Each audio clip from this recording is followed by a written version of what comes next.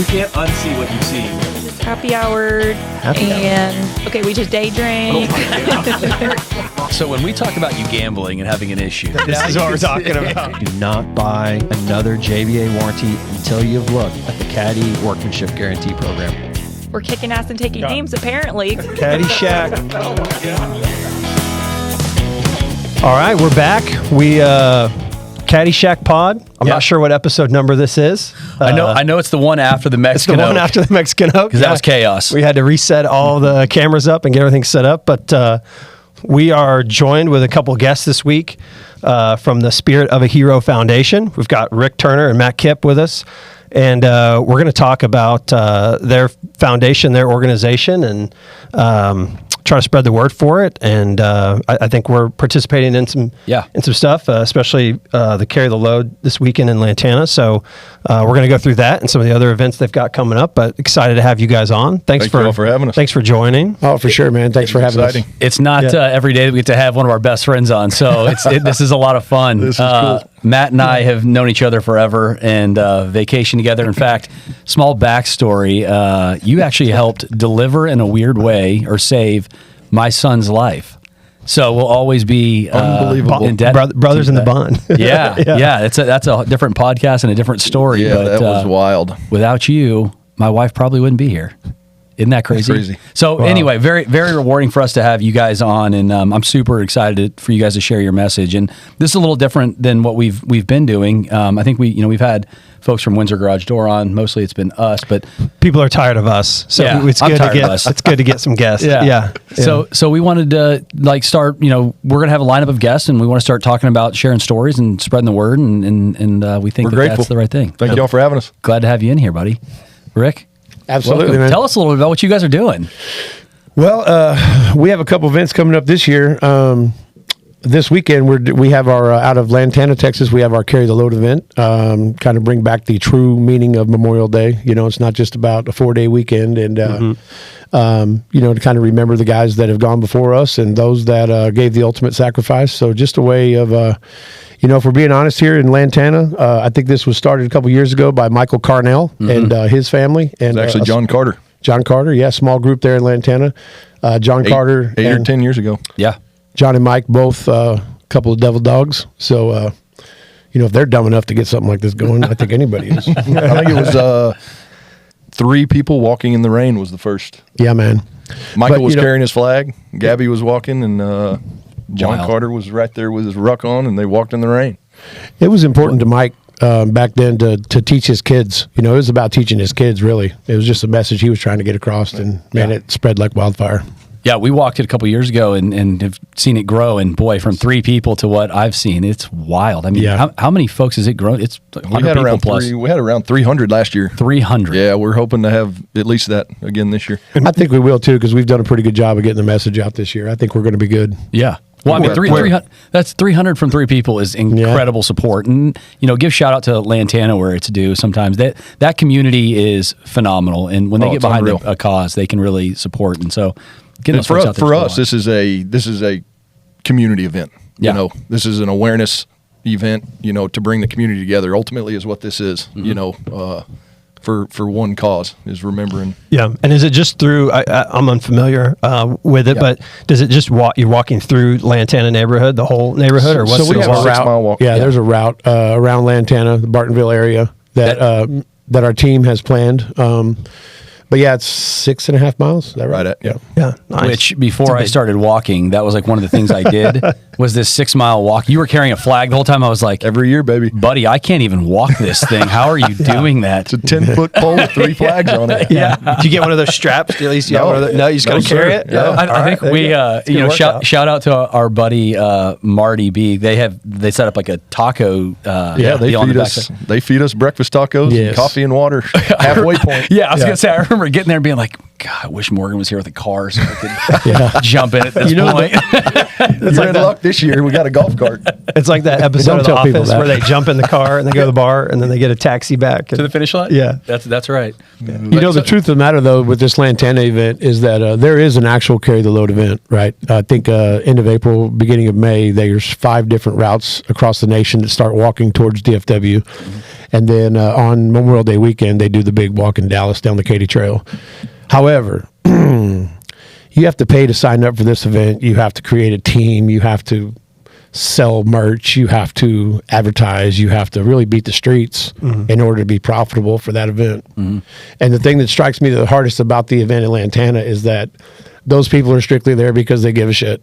I mean, they didn't sign up for anything. They didn't buy anything. They didn't register for anything. Yeah. Actually, that's not true. I think you had to register. Well, you register. You We register. can get your name So and you phone number and but, all that but stuff. all free. You know what I mean? Oh, yeah. And I was telling Matt last year that when I stood up on the tailgate and addressed the crowd, like, it's when I look out there, it's pretty awesome. Yeah. You're just here because you care. Yeah. Right. So the Lantana event means a lot more to me than the actual Carry the Load event. Yeah. Because of that right there. Yeah. Yeah, it's incredible. Well, and going back to, you talked about Carnell for a second. I mean, Carnell, let's if you guys don't mind, let's kind of pop into some of the guys that, we'll talk about the foundation and all the people that have participated in it.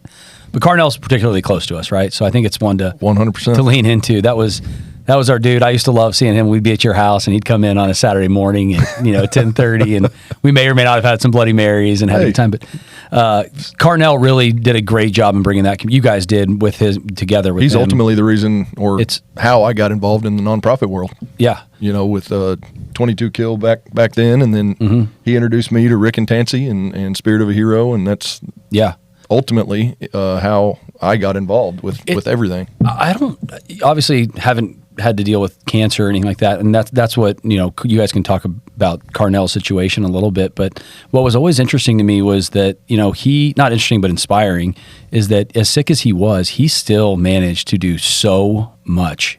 Like, he spread the word, and he was so active. And I know, you're in that state. He like, has had the spirit of a hero, brother. Yeah. Oh yeah, for sure. Yeah. He took me to What it is. He took me to an event at Marcus High School. I want to say it was like 2014 or something like that, where myself and Jackal, we got to run out on the field. And I think Jackal had like the American flag. I had the police flag, and I think Carnell had the fireman flag, something along those lines. But that was the first time I met him. But, I never knew Mike to serve on a board of any kind or anything along those lines. However, from the day that I met him, he was serving veterans on one platform or another. I mean, very involved. Very involved. Yeah. Special dude. Special dude. Very special dude. Well, talk about it. Like, so we kind of fast forwarded to Carnell and all this, but like, let's back up a little bit. Let's talk we can go about what through you guys are all doing and how we got to this point. Because Rick, dude, what you've put together and you helping Very with this a little special. bit, it's incredible. Yeah. And it's a story that needs to be told. Sure. So, as an electrician, Shout out to the trades. yeah. I'm not an HVAC tie-in. guy, but That's Why okay. don't you give a little, tell them about your story, if you will, real quick. Sure. So, like me personally, I was wounded in Panama when we got Noriega. Took a shot in the back of the head from a sniper, and in I guess the first couple weeks of '90, had a Purple Heart pinned on by Carl Vono, Army Chief of Staff. Recovered for a little while down at Brooke Army Medical Center, and then I went to Iraq, all with the 82nd Airborne.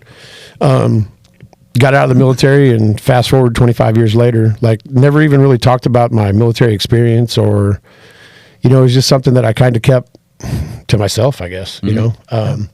Or there wasn't a need for it to come out, I guess, maybe, I don't know. But 2012, I was waiting on an electrical inspector, and I went downstairs to wait on him. I was at the Henry S. Stewart building off the tollway right there at Spring Creek, what used to be the Henry S. Stewart building, the one with the big arch in the center. And waiting on the inspector, I figured I might have had a minute, so I grabbed the Dallas Morning News, something I hadn't done in like 10 years, and there's this story about Travis. This kid that stepped on an IED and lost all 4 limbs. And I was just like, holy cow, man. Like, 2nd Brigade Combat Team. I was 2nd Brigade Combat Team. 82nd Airborne. I was 82nd Airborne, right? He was 11 Bravo. I was a 13 Fox. There was just a lot of similarities. And so I came home and basically told my wife about it. And that day that it all happened, like, I was just a shit show. I couldn't, I wasn't really worried about doing anything for Travis. I wanted to go back and get revenge for Travis. Yeah. But then my wife, I was just really insistent on trying to help the kid. And my wife, we've always been avid motorcycle riders. So she's like, why don't we do a motorcycle ride? And I was just like, oh my God, that's the greatest idea on planet Earth, you know, because I know that I can get 100 people together, and I know when I tell them Travis's story, I can convince them to pay $50 each. I mean, we could raise $5,000 for this kid real quick, and I was ecstatic about the idea. But unbeknownst to us, 1,800 motorcycles showed up. We raised about $40,000. That is insane. Oh, that's awesome. Yeah, that's insane. All from sitting there waiting on an electrical inspector. Yeah. Ready to pop up. It's impressive. And that, what year was that? 2012. 12, yeah. 12. Crazy. Well, one, it's crazy. That's 13 years ago now. Yeah. That's wild. So we're about to do our 14th annual ride. But so that was really, because after that event, you know, we were done. We were just Rick and Tansy Turner. We were not Spirit of a Hero. We just wanted to do something to help Travis. Had no idea that it was going to turn into what it is now. You know, I love to say that it's just a huge ball of energy right now that we're just trying to keep between the lines. Yeah. That's fun. And so Mayor Masso, and he was the mayor of Frisco, and Congressman Sam Johnson, they basically talked us into filing a 501c3. And then we got it back in record time. We got our 501c3 back in 4 months, which is completely unheard of. I mean, the time frame is just, I mean, it takes a minute to get a 501c3. So they pushed it through, and we were officially born, I guess, in August 10th of 2012. So now as an official 501c3, we had to have a mission statement. We had to have bylaws. We had to have a purpose, and we had to have, you know, what is it that we're doing? So right about that time, we were handed another kid from the 82nd Airborne, a kid named Jordan Fulmer from Patrick Sowers over at Operation Once in a Lifetime called and asked if we could help this kid. And he was doing a seek and destroy mission on a Taliban compound, and took 2 steps inside and hit an IED pressure plate, lost both legs above knee. We call that AK. Below knee, BK. So Jordan's a double leg AK. Pretty much, man, we did the same motorcycle ride. We raised about the same amount of money. And, you know, now we had our first meeting with the family, like, how can we help? You know, how can we get involved? You know, we want to be able to help Jordan. And his mom basically told me with big tears in her eyes, like, I can't continue to watch my kid crawl around the house because his wheelchair doesn't fit in the bathroom. It won't fit in his bedroom. You know, he has to get out and crawl, and I can't stand to watch. So, you know, one thing led to another, and we decided we're going to do a full remodel on the house, make everything handicap accessible and ADA compliant. Did that for Jordan, and then the following year was a kid named Marcus Burleson who was down on all fours working on an IED, and it blew up in his face. 75 reconstructive surgeries on his face, and he's a double arm amputee. So that's why we like to use the tagline, no arms, no legs, no problem. We're Spirit of a Hero. It was a little bit different now doing a remodel for a kid that lost both arms versus a kid that lost both legs. Yeah. Right? I mean, if we're being completely honest here, just think about, like, you couldn't hold your head up right now. Yeah. Right? Yeah. I mean, there's no more shooting a snot rocket in the shower. There's no more, like, your hands are done. Yeah. Right? So they tried a 30-hour experimental surgery to tie his right arm back into his central nervous system that failed. So I don't know how much the camera can see, but Marcus was one of the first to have an eye hand, and he can literally tell his hand what to do. This one is what they call the grappler. So this one, if he's picking up, it opens. This is all webbed. This is by itself, so it opens like this, and he can pick this up. Incredible. This one has individual joints like this. And he said he needs to be able to do this, and he needs to be able to do this. Yeah. And as long as that hand can do that, he's good to go. So that's wild. For Marcus, we did the same ride, same amount of money, and we did another remodel on his house, except we're doing a little bit better now. So we also started at $10,000 a piece. We started a scholarship fund for each one of his 3 kids, and made his house also handicap accessible. But a lot of things different with Marcus's house because we were able to kind of experiment a little bit. For example, he doesn't have arms, right? So there's when he gets out of the shower, we put in like an archway of motion activated dryers. So he just it's like a car wash. Yeah. He literally steps out of the shower, activated, it dries him. He could turn around, arms up, it dries him. Yeah. And then there's a deal in his closet where he can select a shirt, and it like opens up the shirt, and where he can step into the shirt and put it on. Brilliant. Lots of different things there. Fast forward to 15 was Omar Milan, my favorite One of my favorite Spirit of a Hero recipients. Omar was working. The kid doesn't stop smiling, and whenever he told me his story, I'm like, bro, you've been smiling the whole time, and he's like, man, I'm just happy to be here. Yeah, but Omar was working on an IED that started to cook off, and he ran for cover and stepped on another IED, and it threw him 40. Landed on a third IED, and oh my goodness, three guys KIA on that one. But Omar made it out. Omar only has 5 fingers between his 2 hands, and he's an incredible woodworker. He makes these absolute sick American flags, custom flags that look like he also does some gun safes, the concealment flags. Yeah. Unbelievable. Beautiful woodworking. Yeah. Really incredible. Omar's a badass. Yeah.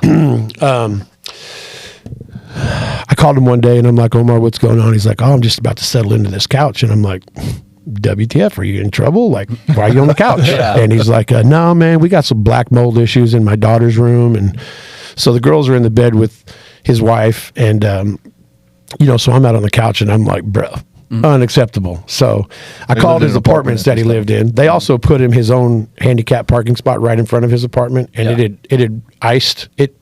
Well, you know how it is in Texas. It rained and then it iced. Yeah, right. Yeah. So Omar had to park way down here, and in walking to the apartment, he slipped and fell on his prosthetic legs, and I was just, I lost my head, dude. I called the apartments. I went off on them. I went off on the mayor of Arlington, David Cook.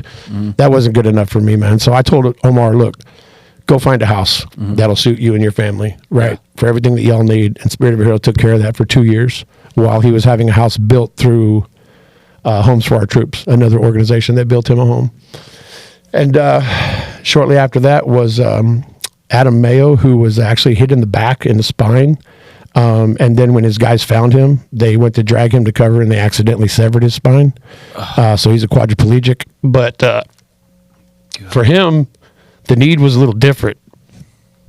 When we met with Adam and his family, we asked, how can Spirit of a Hero get involved? How can we help? What are some things that you need? And they were actually trying to adopt a little girl.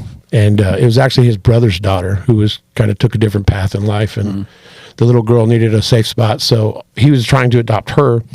And they weren't able to do so. So a lot of red tape, the drill. So we just stepped in. We hired an attorney and cut through all that. And we made the family complete. Then in 2018, there was Jackal. We'll come back to Jackal. Shortly after that was Dan Liccardo. Well, let's back up. Let's go ahead and cover Jackal. Not too long after we named Jackal our Spirit of a Hero recipient, he took his life.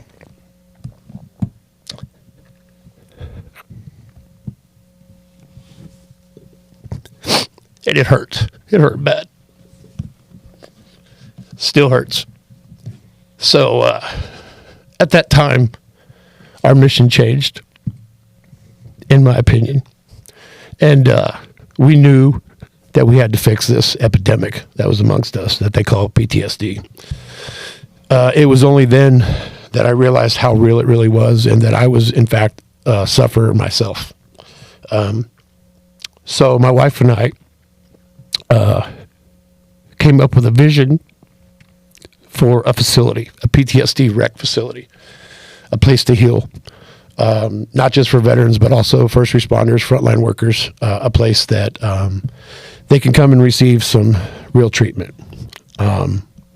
Jackal took his life. Ben Adams took his life. Jared was killed. We were losing these guys left and right under our own nose.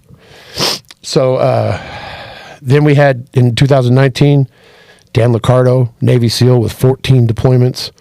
Dan was hit by an IED and got a real bad TBI. So he has these hardcore full mall seizures. And he was on his way home from the VA. You may remember this in Flower Mound. Mm-hmm. Yeah. Where he had a full mall seizure and he ran off the road with his girlfriend's kids in the car. And EMS from Flower Mound spent 13 hours cutting Dan out of a tree. Just to find out that pretty much they told him the majority of his body was broken. So, again, here on American soil. Then there was Michael Carnell. Dan lost both legs in that accident. Yeah, Dan's a right leg AK, left leg BK. Then there was Michael Carnell, who basically, I got a phone call from one of his buddies, one of the battling bastards, they call themselves. And he's like, hey, do you have a recipient this year? And I said, no, not yet, man. We're still working. He said, it's got to be Carnell. And I said, well, what's going on with Carnell? And he said, man, he just found out he's got stage 3 cancer, colon cancer. And I was just like, oh, my God, not Carnell. Yeah. Which quickly metastasized to his liver and turned into stage 4. And Mike fought like hell for 2 years. 3 years. 3 years. Yeah. We lost him February 2nd last year. But again, here on American soil. Then, we kind of realized that that's about the time that we pulled out of the global war on terrorism, also known as the GWAT. And it was getting harder and harder to find a critically wounded veteran on American soil, right? So we decided to shift gears to open our doors to first responders and frontline workers, and we introduced our 2024 recipient was Andy Allison, Louisville firefighter, who basically, I think you guys know him, he basically showed up to a routine house fire and sprayed his rig right into a live electrical system. Andy was 6'8" before the accident, and now he's 6'4". Lost all of his teeth. He actually has a computer in his back next to his spine that tells his spine and or lower extremities when to fire, how to fire, all the above. You can actually get a hold of it and you squeeze it and you can see it there. And Really? It's wild. But technology is insane. It is. It really is, especially with Marcus's eye hand. Yeah.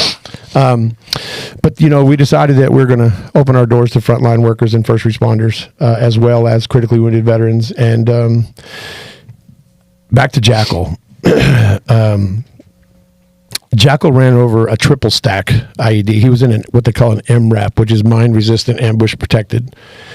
And they ran over a triple stack IED, and Jackal lost both legs. And his gunner was dismounted and pinned to the back wall, and he was on fire. And Jackal used his leg to put him out. But he had 6 kids at home, and everywhere we went, everywhere we went, he was the life of the party, everywhere we went. So there's a video out there. It's kind of intense on the Spirit of a Hero. It's on YouTube somewhere. It's titled Jackal. But I stated in that video that if you would have lined up 100 of my closest friends, beyond the shadow of a doubt, Stephen Jackal would be the last one that I would pick to take his life, beyond the shadow of a doubt, because this dude just loved life. Everywhere we went, he was an ass clown. Yeah. Everywhere we went, he wanted to be the center of attention. People loved him. He made everybody laugh, everybody smile. He was always full of joy and laughter, and until that day, and when that happened, it really stopped me in my tracks. And so we are full throttle right now, kind of on accident, really, because ran into a gentleman named David Taylor a couple months back, and I knew right away that I knew the guy. I didn't know where from, but I knew that I knew him, and come to find out, I had done some side work, electrical work for him 25 years ago. Yeah. And we were at a mutual friend's surprise 50th birthday, and I'm like, man, I know you. And he's like, yeah, I know you too. And we figured out where and from when. And then that followed up with, so what are you doing now, Rick? And, told him a little bit about what we're doing, and told him a little about our facility. And he's like, oh my God, tell me more. So I told him a little more, and he's like, dude, you're not going to believe this. Today is your lucky day. And I was like, what do you mean? He's like, bro, I've got 60 acres you can have in Bridgeport. And I was like, wait, what? And he's like, and we'll build your facility. And I was like, hold up. So this facility it's happening right now. Matt and I, these last couple of weeks, we've met with the investors, we've met with the developers, we've met with the finance team and all of it. And it's currently moving full throttle, but we're going to have a facility, 25,000 square foot facility, barn dominium style facility that will you pull it up and show Brandon? Yeah, I want to see this. A place to heal, man. We envision a place that has both traditional and non-traditional therapy. It's called At Ease, a place to heal. Love it. On the traditional side of things, we're going to have licensed clinicians and counselors, proven programs. We're going to be partnering with the PATH program, also Struggle Well. Struggle Well is a program for first responders. We're going to have the FIRST program. We're going to have just probably something from the SMART program along the lines from the Dallas Brain Institute. So there's lots of different proven programs in place already that have been very effective. So that'll be on the traditional side of things. On the non-traditional side of things, we're going to have equestrian therapy. We're going to have archery. We're going to have activities for the wives and the children. We're going to have a fully operational kitchen and a fully operational gym. We envision like a big gaming room for the kids, maybe a comfy couch and some big screens in there, as well as outdoor activities. Right down the street there's Lake Bridgeport that we have access to for fishing, kayaking, camping, maybe dive certification, like whatever the case may be, right? So in my opinion, you cannot put a cap on non-traditional therapy. I was telling Matt the other day, I like to eat tater tots, especially with ketchup. It makes me all warm and fuzzy inside, right? Yeah, so tater tots. Yeah, it makes me have a peace of mind, like I'm calm. Yeah. Who can tell me that? You know what I call tater tots? Potato pillows. Just nice and comfy potato pillows. I love it. That's my favorite. I'm a tater tot guy too. So who can tell me that that's not therapy? Yeah, right? yeah, Yeah. Yeah, I'm a chocolate chip cookie guy at the end of the night. Yeah. But so again, non-traditional. There's ATVs.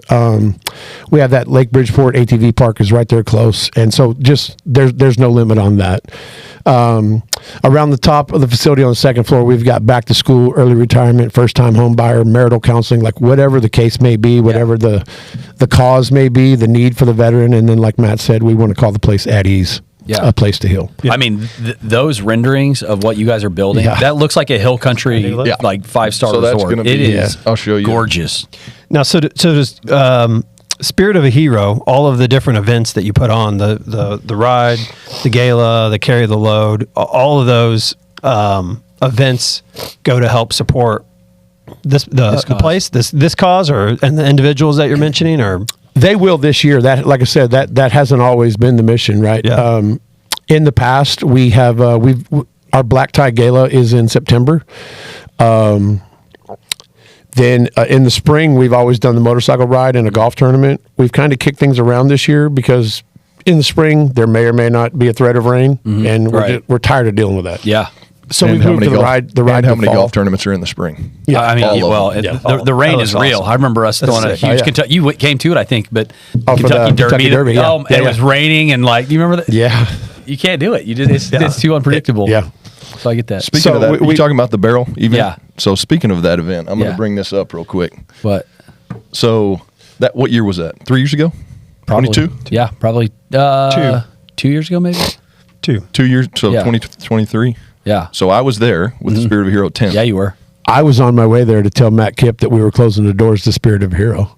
What? Literally in the parking lot. Are you serious? He showed up there, and I begged him. I said, "Please, dude, don't do this." Yeah. I said, "We are doing great things still." Yeah. But they were burned out, right? Well, that's what I was going to say. Like, where do you find that inner drive? Because I can actually totally understand that. Like, you're working all this time. It's not like the bank accounts are just getting flush. And you're doing, like, you're helping people. So you're taking the time you're not working to provide for yourself and giving it away to other people the whole time. Where do you find that? That's Within. yeah. I mean, deep. I mean, really, because for the longest time there, it was if Tansy and I don't do it, it's not going to get done. Yeah. You know what I mean? So you And saw there's no other way. it took a lot out of. Yeah, there was no plan B. Were you able to still do electrical work, or you just 100%? Not only did I still do electrical work, but Tansy, also has a very demanding job Yeah. there at Marty B's. Yeah. She's the event manager over there. But She's an angel, by the way. She is incredible. thank you. Yes. Yeah. You married up. You married up. There's a devil side. There is a devil side. Yeah. I think I really outkicked my coverage there. But man, she make no mistake about it. She is the brains behind this entire operation. I mean, I'm just a pretty face. Not even kidding. And who knows what Matt is. I'll say I'm grateful for that day in that parking lot. Because they So I mean, literally. I was going to say though, prior to that, we used to give away a motorcycle every year, as well as all the other stuff that we done. And it was Tansy and I that were hitting every bike night to sell tickets, no matter who it was for, right? But if we don't sell the tickets, we're not going to make any money on the bike. And we grinded, man, for 12 years. We grinded. And yeah, we were helping people. But the passion is there, right? So it wasn't work. Yeah. It was something that we wanted to do. Yeah, it gave you purpose. But make no mistake about it. I mean, we're never done till 10:30, 11 o'clock at night, And like I said, the purpose was there, and it was what we wanted to do. Mm-hmm. But it gets old, and we got tired, and we pulled out of the GWAT, and there was no more critically wounded veterans, and we figured that what we had done to that point was noble, and it was God's work, right? Mm-hmm. It was what we wanted to do, but it was done. Yeah, the mission was done. Right. And there was a lot of talk about the facility, how cool would that be if we could come up with a place like that and this, that, and the other. And we were literally just like Matt said, we were going over there, and I was just going to tell Matt, because I'm not even kidding you. We already had the money spent, the money that was in our account. In order to dissolve a nonprofit, you have to donate everything to another nonprofit. Yep. And so we already had them picked out and knew exactly what we were going to do with every dollar. And we're going to tell Matt, I appreciate you being out here, but put the shit in the trailer. We're done, Yeah. And wild. Wrong. Matt literally said to me, "Don't you say it. I know what's coming. I swear to God, I'm going to punch you in the face. Don't you say it." I did. That would be a mistake. And so I told Matt, I was like, "Well, here's the deal, dude. I mean, if we're going to keep this thing doing, you're going to do it." Yeah. So, I mean, with all 100% of our support, unbeknownst to us, we just moved out of the way and let Matt get in the driver's seat, but I'm still sitting right next to him. Yeah. Oh, yeah. Yeah.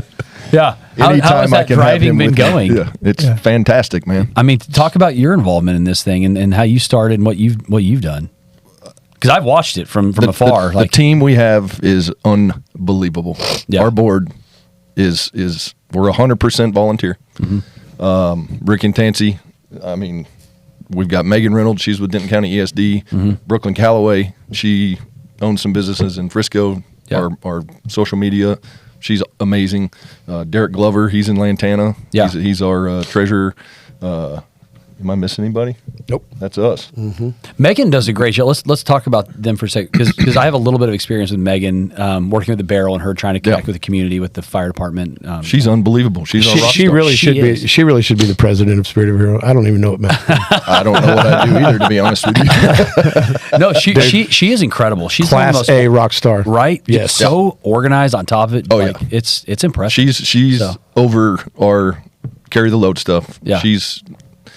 I just ask what I need to do next, and she's all over it, dude. She's amazing. I like to think of her as our PRO girl as well, right? Because in the event that I used to do all of it, and I'm very, very, very grateful of our team because they are all rock stars, including Matt. I mean, they're all rock stars. Yeah. So if something was to go down with Spirit of a Hero and or the news was to get involved, anything along those lines, I would 100% send Megan, because she is going to protect the association at all costs. She is going to just say what needs to be said. She's not going to embellish anything. She's not going to, devolve any information that shouldn't be out there. Yeah. I mean, she's just a rock star. Yeah, man. She's buttoned up and professional. For sure. Absolutely professional. Yeah, for sure. So you and she's cute. She's super cute. That always helps. Michael Carnell got me involved. Yeah.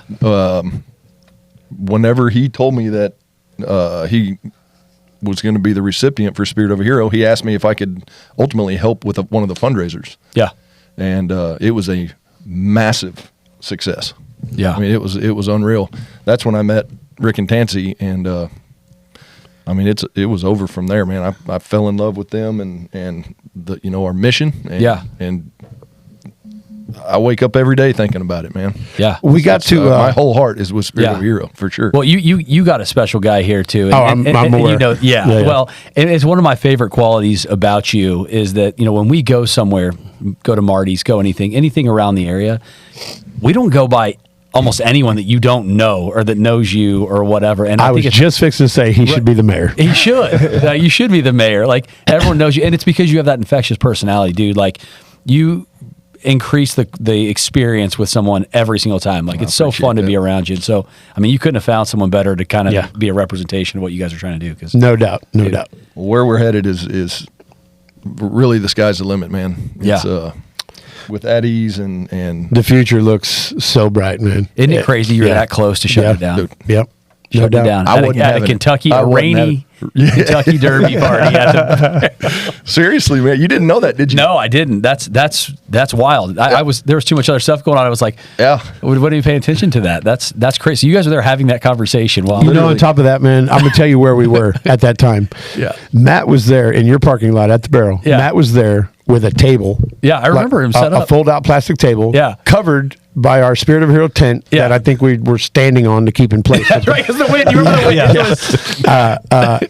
And that was it. No, he had a tablecloth, Spirit of a Hero tablecloth over the plastic table, and that was it. I did not, sir. There was no I merch. had a white table with koozies on it. I remember. It's koozies. Yeah. There was no other merch. There was no shirts. There was no like all the stuff. Swag game was low. Swag game was really low. Swag game was seriously depleted. It's on the way up, baby. It's on the way up. Yeah. We have some super cool stuff coming down the pipe right now. Yeah. I love it. So is that close? Man. Michael got me involved, man, and I'm super grateful for that opportunity. I mean, this is it's being part of Spirit of a Hero has changed me as a person. I didn't know I needed this. I was just fixing to tell the story, man. Yeah. We got to do it. Matt and I got an opportunity 2 years ago, November, to go and talk to a corporate, you might know them, New Res Mortgage. I don't know. I probably do. Anyways, we got to go talk. It was like a corporate luncheon or something, and we got to tell our little story real quick. I think we had like 5 minutes or something, and I just did like the fast forward version. Everybody's crying, and then we got approached afterwards by a lady named Maria Alvarez. Dang it. Maria from Moving with the Military, and she's like, "Hey, Spirit of a Hero, like that was so badass. I want to give you guys a makeover." And I was like, Like they're gonna shave your face and what do you even mean? Okay, first of all, we don't have a facility. Like Maria Reed. What are you gonna make over? Yeah. And secondly, like we don't need that. Yeah. So appreciate it, but we just thank you, but we don't want to clog the we don't need that. So we got to thinking about Andy Allison, our 2024 recipient. He has I don't want to call it a bottom of the barrel, but he had a wedding venue that him and his wife put together that was just that. I mean, it was what they could do at the time, right? Yeah, and they'll tell you that. They'll tell you that. Yeah, it's not a secret. Yeah. So right away we're like, oh my God, the wedding venue. Let's make over the wedding venue. Yeah. So, It's called Hawthorne Hills in Crum, Texas. Okay. Yep. So when we had the opportunity to go in there, Matt pulled it off. Awesome. We told Andy and Amanda Allison that we were going to surprise another military family with doing a wedding, and we wanted to use their venue. And of course, they're like, "Oh my God, yes, 100%. Yeah.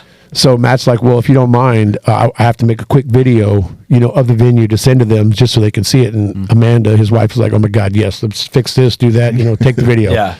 Well, really, we were doing the video to show the TV show what they were up against. Yeah. And so when Maria heard the story about the whole thing and Spirit of a Hero, she's like, okay, it was a 2,000 square foot was the original makeover. She's like, we're going to make over the whole thing. We're going to she was just going to do the groom and bride suites. Correct. Yeah. That was all. Yeah. Yeah. We made over the entire facility. Oh, it's so badass. That's so incredible. Badass. Yeah. And then we did a big surprise for Andy and Amanda. It was their 10-year anniversary. So the first event in their new wedding venue was their renewal. Vow renewal. That's awesome. That is incredible. We surprised them with that. So it was really cool because Maria brought her film crew up, and she was like, I want to come up and interview y'all. We told them it was going to be a TV show or whatever, but they wanted to film the military wedding and all this. They wanted to get to know the owners of the venue, and it was hilarious. So we're sitting there in the corner of the venue over here, and so it was pretty close quarters. They had the cameras right here, lights on, everything, and Andy and Amanda were sitting 2 or 3 feet in front of Maria while she was talking, and maybe 3 minutes into the interview, 25 people walk in, and Amanda freaks out. She's like, "We have an event today, and nobody told me about it." That's what Andy said. Oh my God, there's a wedding and nobody told me. And Andy's face is just blank. Well, it was our past recipients, a lot of CVMA motorcycle group. Yeah. I mean, we had a whole crew come in and surprise them with this makeover announcement. Right? Wild.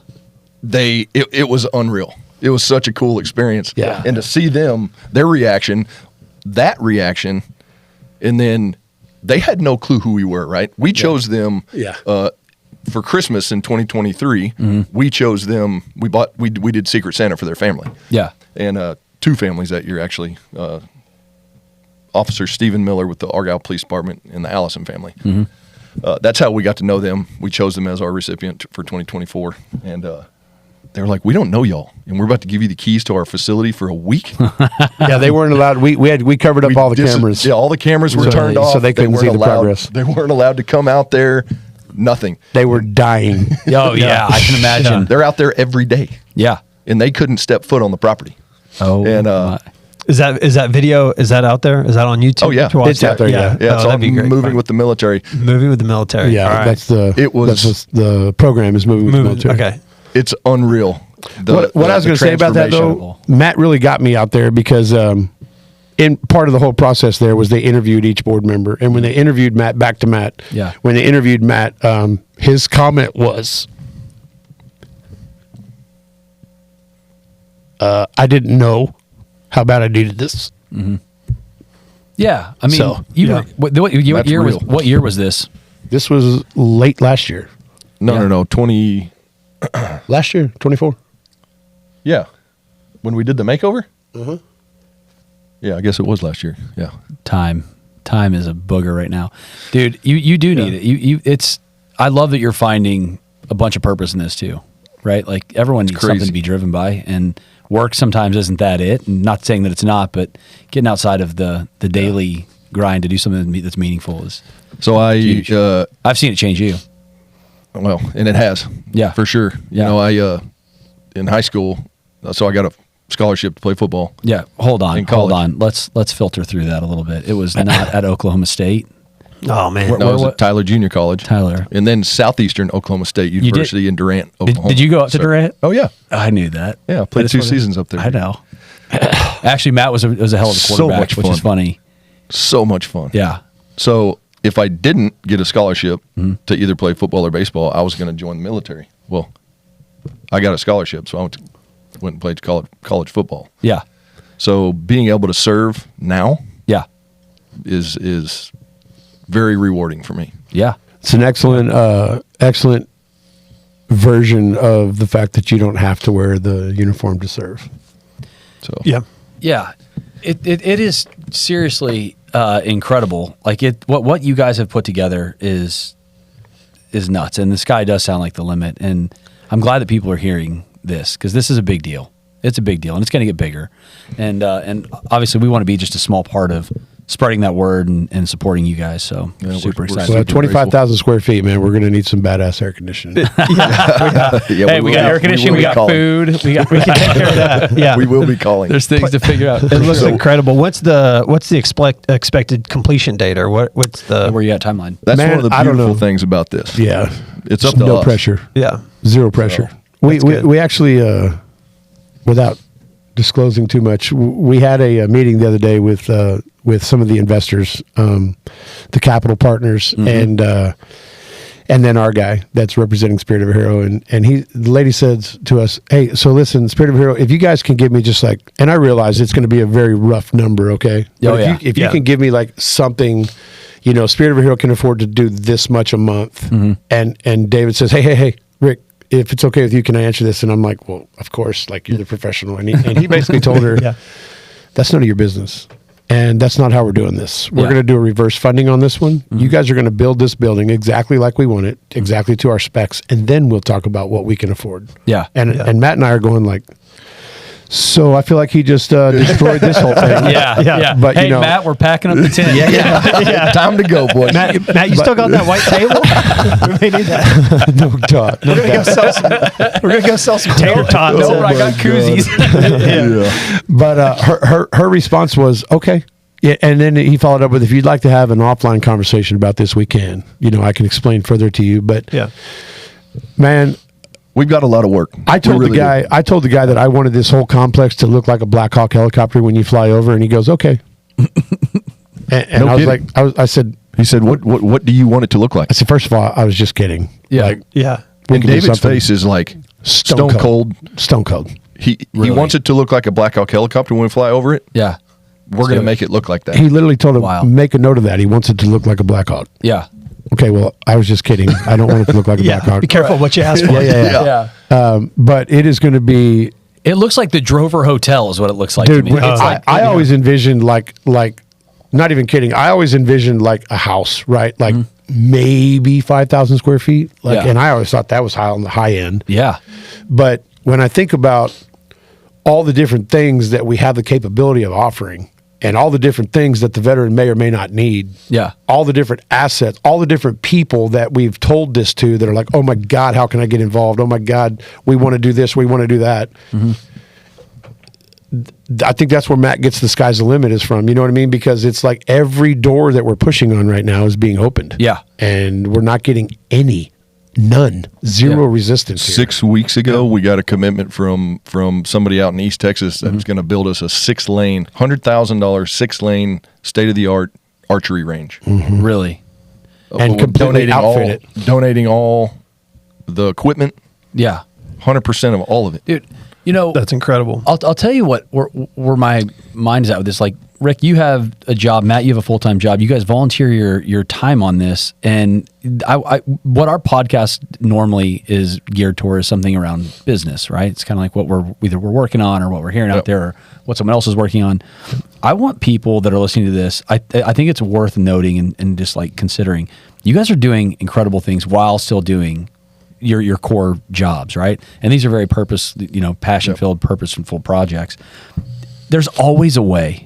If you believe in something, you can work your job and you can figure out a way to start up something. And the crash course that you're getting in startup between fundraising and all this stuff, like there's not a better experience than that. And you're doing it all with your free time. A little bit. Well, like I said earlier, I really don't feel like it's work. You know what I mean? Because the passion's there. And I told Matt a long time ago before he ever came on the board, I'm like, dude, the stuff that we do is epic. Yeah. It's very rewarding. To see even as something as small as providing Christmas for a first responders family, right? That's not able to do so. Just to see the joy. Yeah. Makes it worth it. The whole thing. Yeah. That's listening to, sorry to interrupt you, listening to Andy and Amanda Allison say they wrapped a whole door frame opening, right? Like it was Santa's workshop in there, right? And they let the kids crash through the wrapping paper to all of this stuff. Like, and they videoed it and they let us. It was very emotional. Yeah, I can imagine to just see that, to take that weight off. For somebody that needs something. It's very rewarding. Yeah, well, and it's possible, right? Like what you guys are proving that it's possible. Yeah. So I mean, with effort, passion, and drive, like you guys are achieving great stuff. And what I was saying, Evan, we got a lot of work to do. We got a lot of fundraising to do. This is not a 1, 2, 5 year deal. This is a I saw a deal the other day. They're expecting in the first 2 years of Addie's 50% of the funding to come in kind donations. Yeah.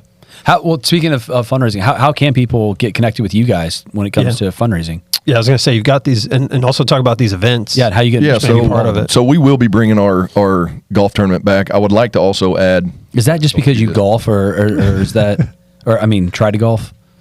Yeah, Matt's not much of a guy. I mean, I shoot in the 70s. Yeah. Gets any hotter than that, I don't play. But, we've had a lot of people, man. We've had a lot of people that are upset that we didn't have the golf tournament. That we're not doing it so this we'll year, bring it back. It's a decent fundraising event for us. I believe so, and I've said this multiple times. Once we have the actual renderings that you can hold, and touch, and flip through a book or whatever it is, through some pictures. Yeah, see that it's real. Of the facility, game changer. Yeah.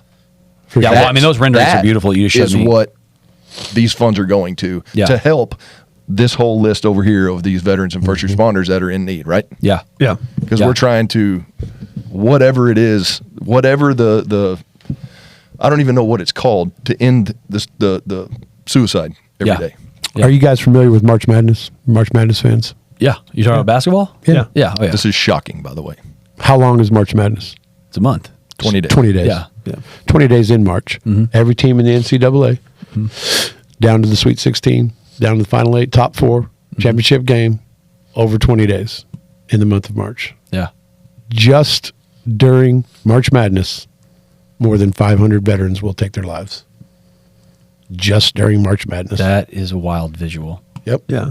On top of that, it's to this point, it's becoming nonsense. Like there's a new fad developing to actually take your life at the VA. They had a kid in Dallas just not too long ago that was there for a PTSD appointment, and he went in just super pissed off, out of his mind. And they basically told him, you have to calm down. You have to collect yourself. Then you can make an appointment. You can come back when you learn how to speak to somebody. Yeah. And he was just through the roof, irritated. In the moment. They would not see him. So he went to the freight elevator and made his way to the roof hatch, and he jumped 7 floors into the parking lot. Because they wouldn't help him. Yeah. Now, and Sad. And Rick, we've talked about it's a huge effort that you guys are taking on trying to go after this. I mean, preventing that is obviously the most important thing there is. We've talked a little bit, and you guys have kind of bounced around the idea. There is some stuff out there that you guys are kind of looking into, like with the different medical side. And I know it's not approved here necessarily yet. I think the governor is pushing for it pretty hard. But some like the ibogaines and things like that of the world are super interesting too, because you guys, we've talked about, you might get into something like that or be somehow affiliated with different. Well, thanks, Brandon, but it was kind of our secret weapon up until now. Okay. Yeah. Well, sorry about that. Just crop cut that part. It is going to be. So the ibogaine is amazing. I mean, 1 tablet is proven to cure PTSD up to 80%. 2 tablets up to 98%. Those stats are ridiculous, incredible. Yes, incredible, and that's kind of what I had done in my research. You know, it's a tablet. It's a plant-based tablet. Capsule. Yep. If you will, but as you very well know, it's only available in certain parts of the world. So, one of the extensions, arms programs, if you will, of Spirit of Hero at Ease is going to be just that, the ibogaine program. Yeah. As well as other.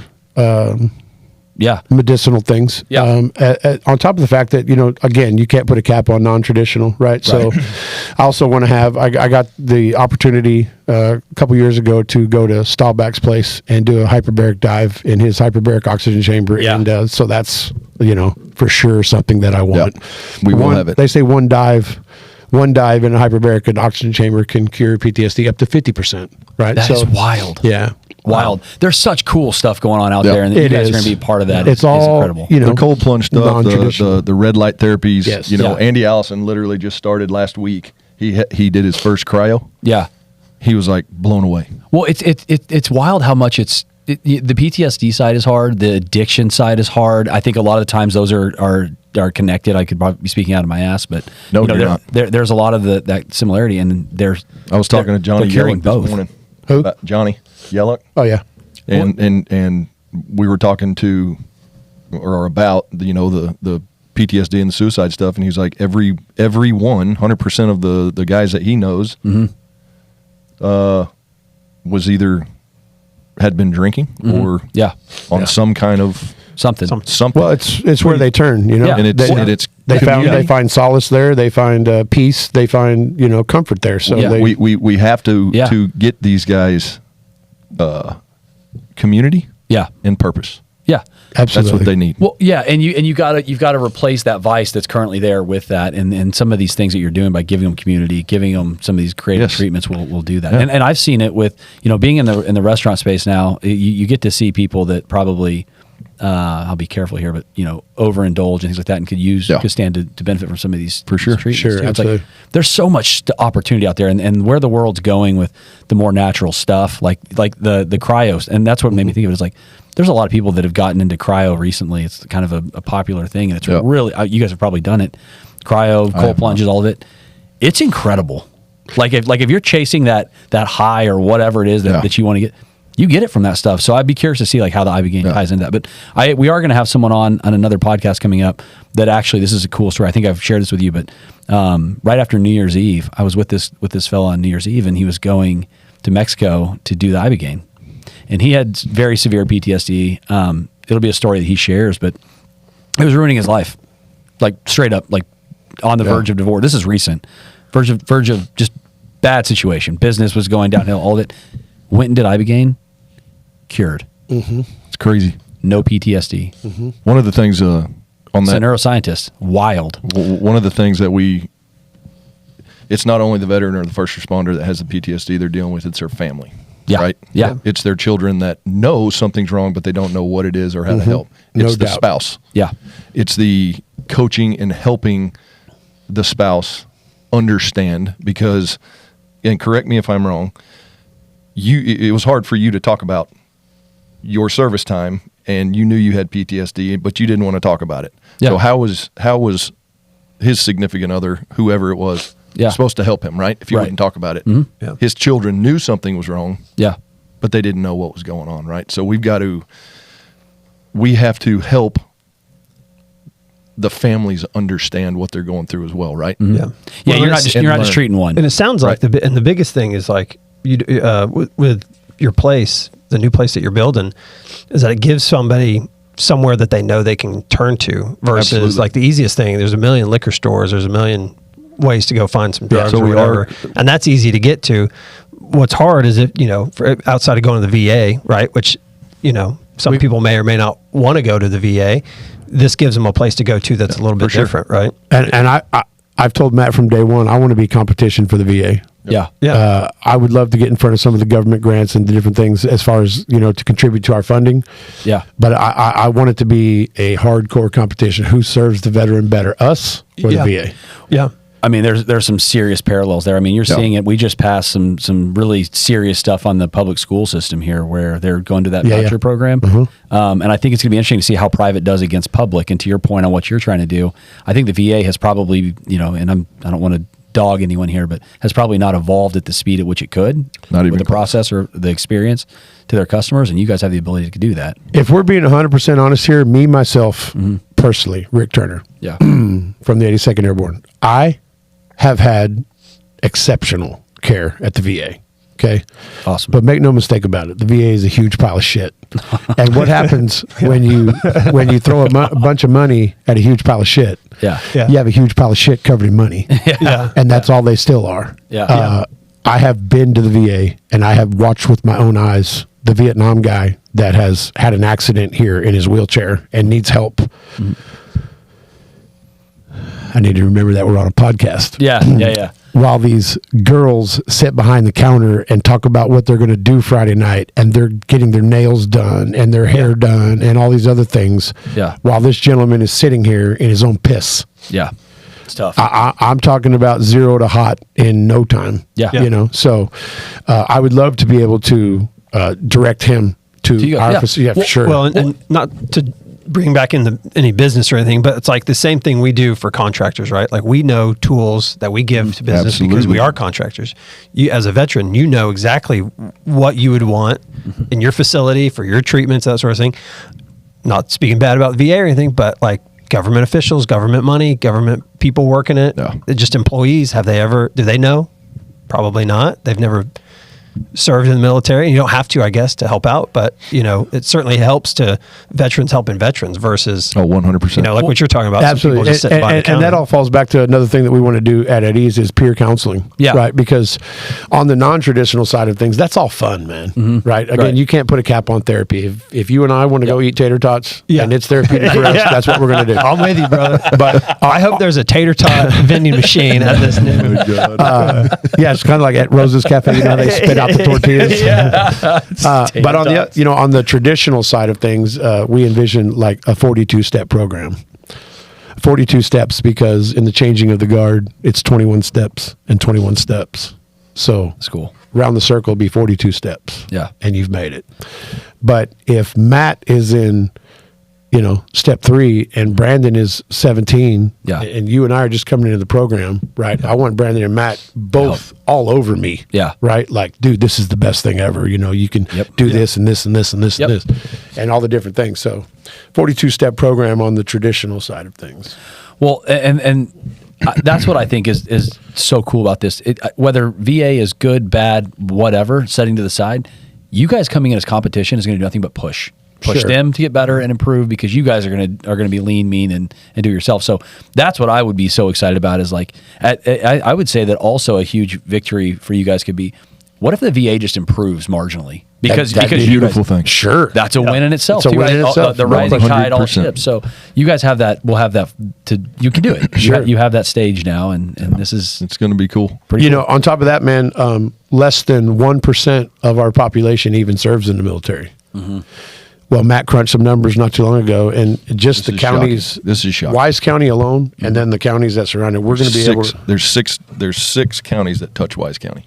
All together in the surrounding areas, we're going to be able to service more than 500,000 veterans, 650,000 veterans in the area. Wow. Yeah.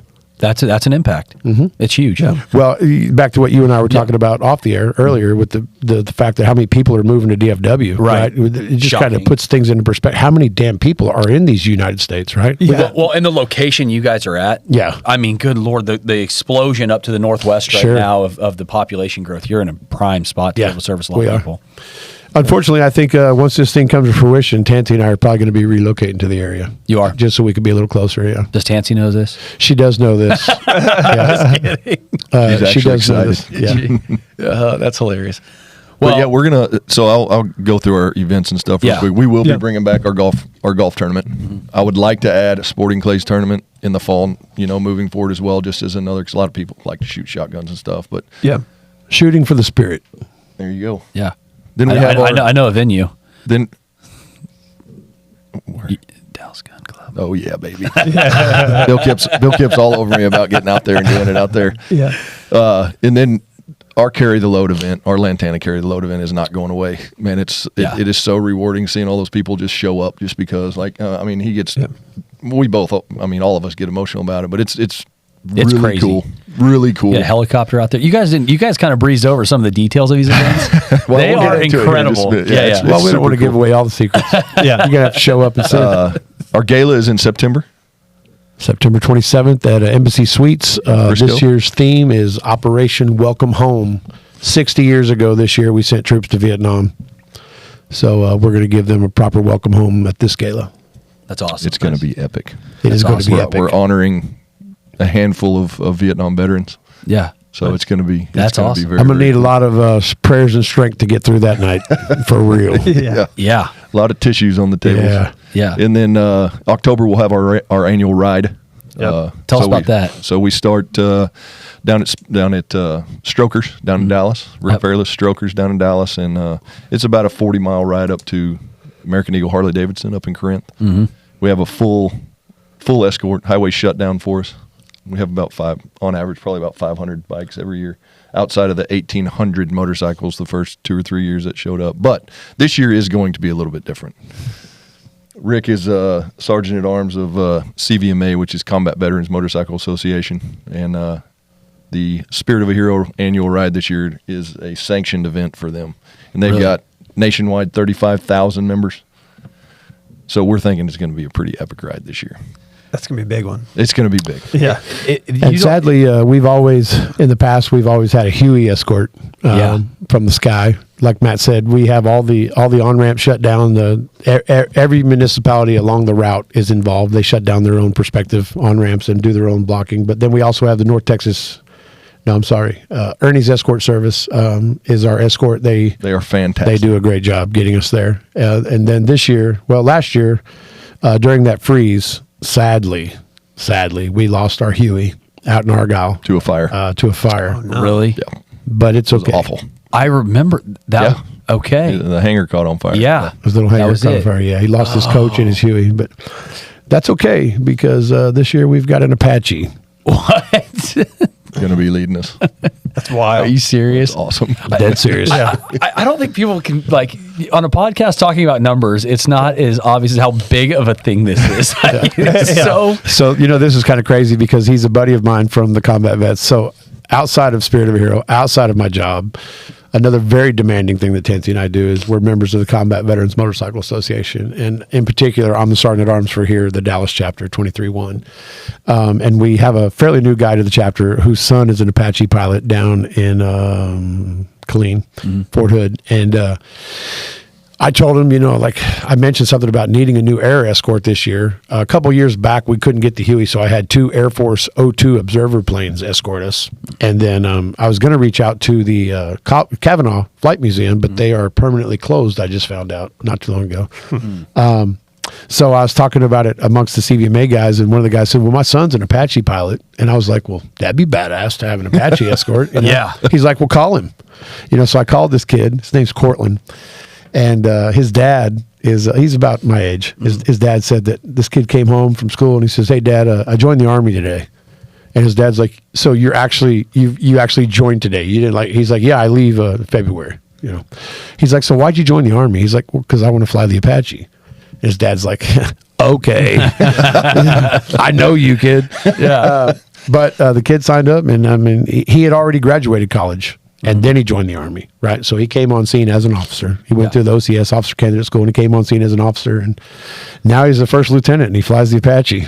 Wild. But so Wild. you know, get this. I said, "So how are we going to go about getting him up here?" And he's like, "Oh man, he'll just tell his commander. He'll go check out his bird, fly up. He'll land over here at Carswell. I'll go pick him up. He'll stay the night with Mom and I, and then he'll fly back tomorrow." And I'm like, "Are you shitting me right now?" Wow. So no different than me going to Enterprise and getting a car and driving to San Antonio. He just picks up an Apache. He goes, no well, big deal. Here's the thing. It's his Apache. Oh, it's his. Okay. It's assigned to him. Yeah. But he obviously, you know, it's the Right. military's aircraft. But he goes and just takes his bird, flies up here, lands at Carswell. Mom and Dad will Uber him home, and then he flies his bird back tomorrow, and he gets all the credit for the hours. Wild. Yeah. That's pretty awesome. Now, there is a 6-page form that I've been filling out for the military. But I mean, it's a go. Everything's a go. He's already got the green light. So. That's awesome. And now, not only do we have a Apache, but he's trying to talk his buddy into doing that, so we may have 2 Apaches. That's crazy. Yeah. What a big Wow. That'd event. be cool. Well, you told me that like people were still leaving Strokers. I mean, how far is Strokers from? It's about 40 miles. 40 miles. Yeah. People were still leaving there when you guys were showing up. When he pulled in to American Eagle. No, you didn't go. No, it was American Legion Post 88. Yeah. But then again, in Corinth Yeah. or Lake Dallas.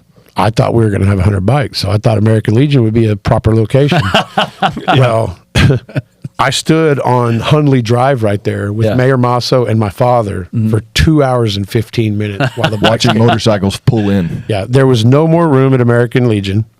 There's a massive school across the street. Something I can't think of the name of it. We filled up that entire school parking lot. Across the street, there's a big church. We filled up the whole church parking lot, and they were parking in the field behind the That church is because there was insane. nowhere else to park unless you went all the way to the end of the road to the boat ramp. So That's crazy. So this is a funny story I need Rick to tell because after everything was over, they got to the house that night and dumped a whole bunch of cash out on the table, right? Yeah. And they packed it all together, and Travis's dad, father-in-law, was on his bike, and he has hard saddlebags on his bike, and they're just stacking cash in there. So We didn't. We had no idea. Yeah. So go ahead and take over. Well, so Tansy and I went like the week before. We went to Texas Roadhouse, and honest to God, swear to God, we went up there to have a beer and a steak. Yeah. A low rent steak. Dude, my kids are obsessed with Texas Roadhouse. So that's a different story. Okay, well, I like the bread, the rolls, and the bread. That's the problem. The little donuts. But anyway, so we went up there just to have a beer and a steak and put up a flyer. And I told the guy, I'm like, "Hey, can we hang a flyer?" And he's like, "What's this for?" And I'm like, "Oh, this kid stepped on an IED and lost all 4 limbs." And the guy's like, "Hang on, I think the manager is going to want to see this."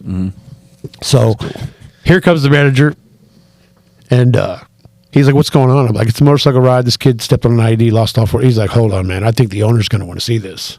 So here comes the owner. I can't even think of his last name. Ricky something or other. I don't think he's around anymore. But anyways, he's like, "So what are you doing?" I'm like, "Well, we're doing a motorcycle ride. This kid lost all 4 limbs, stepped on an IED, yada, yada, yada. Same story." And he goes, "Well, how many people are you expecting?" I said, "Man, to be honest, I have no idea. Could be up to 1,000 people." And he said, "Well, we here at Texas Roadhouse want to donate all the food." Incredible. And I said, Unknown amount. What do you mean?" He's like, "Well, we want to feed y'all for lunch." And I was like, "Well, what if I have 1,000 people?" He said, "Then I'll send 1,000 lunches." And I was just like, "Oh my God." I love it. Long story short, we had vendors, we had food, we had donations. The ride was $25 to do the ride. People were throwing down a $100 bill, and we're trying to give them change. They're like, "No, keep it." So we had no idea, literally had no idea. And at the end of the day, like Matt said, I had a cardboard box that we had some shirts in. And I went to each one of these and I just stacked all the cash in this box. Right. And then we put it in the truck, we drove home, and Craig Buck is his name. That's Travis's father-in-law. I didn't know until probably, I'm going to say we put the ride together in 2 months. And probably a month into it, I learned that Craig got a motorcycle. And I was like, "Well, dude, this is for your son-in-law. Like, you got to help me lead the ride. You got to be up front, right? So he's just like, okay, badass, I'll do it. So I had another buddy of mine make us. I'd be driving like this. I had another buddy of mine make us some flag mounts. So I had the 82nd Airborne flag, and Craig had the American flag in the front of the ride. And we got done, and we collected all this money, and we got back to the house, and our kitchen table is probably about this size. I just dumped it out on the table, and it took up the whole table. And we didn't separate anything. We simply put it in stacks and packed it in the motorcycle bag. And then he left our house. At the time, it was Louisville, and he just went over to Frisco to his house. But it was like an hour and a half, maybe 2 hours later, and his wife called. And she's like, hey, has Craig left? He's about Windstar. And no, dude, I about died. Because I didn't know how much money he had, but I knew there was a bunch. And now all I can see is a motorcycle down. Craig's laying in a ditch. There's money all over the highway. Flying all over the highway. Oh my God. You know what I mean? Like, Yeah. And so his wife's talking to us. She's like, never mind. I found him. And I was like, so what's going on? She's like, well, it appears that he forgot he had a flag on the back of his motorcycle, and now he's trying to get it unhinged from our roof in the garage. Oh, no. So he just pulled in the garage. No. Yeah. And so I thought that was kind of funny, but at the same time, my heart almost stopped, right? Yeah. So we didn't know, man, until later that night. But at like 11:30-ish, I get a text, and I'm like, who in the world is texting me at 11:30 at night? And I looked at the phone. It was just a screenshot of the calculator, $38,805. Wild. Yeah. That's incredible. Yep. It's incredible. Well, I do want to wrap up. Matt, I don't know if you said, how do people get in touch with you guys to donate? Website, spiritofahero.org. Okay. We're on all socials, Facebook, Instagram. We'll share it in the body of the... Yeah, we've got QR codes on our website.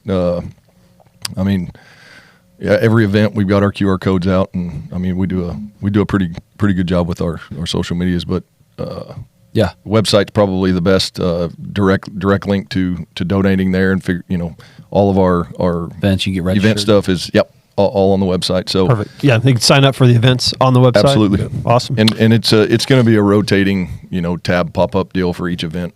Yeah, we do. I like to say the 3 T's. Everybody always asks, like, oh, this is so cool, man. How can I get involved? What can we do as a company? What can I do as an individual? Whatever. And time, talent, and treasure.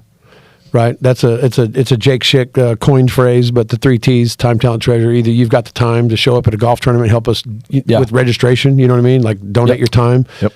You've got a talent. This dude's an amazing artist, and he can paint us a badass picture that we can auction at the gala. Yeah. Or those of us that are fortunate enough, just stroke the check. Yeah.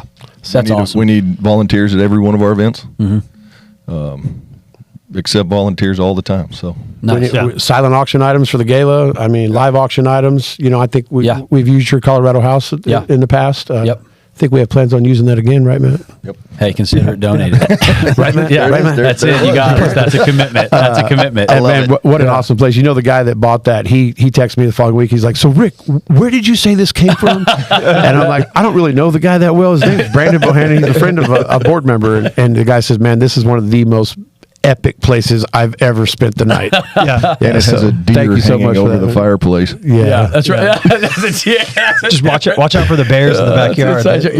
He sent us a lot of pictures though, man. What an amazing place, man. Well, it's a little bit I can do to help, and I'm looking forward to walking with you guys. And it's so cool what you guys are doing. Seriously, I know you guys get some personal reward out of doing this, and it's a passion. But people are very lucky to have you guys fighting for them and doing this stuff. So thank you guys. Super thank y'all for your time. Yeah, thank you guys. Here. Thank you for your service. Thank you for everything you do. Thank you all for your time. Appreciate you. See you. All right. See you.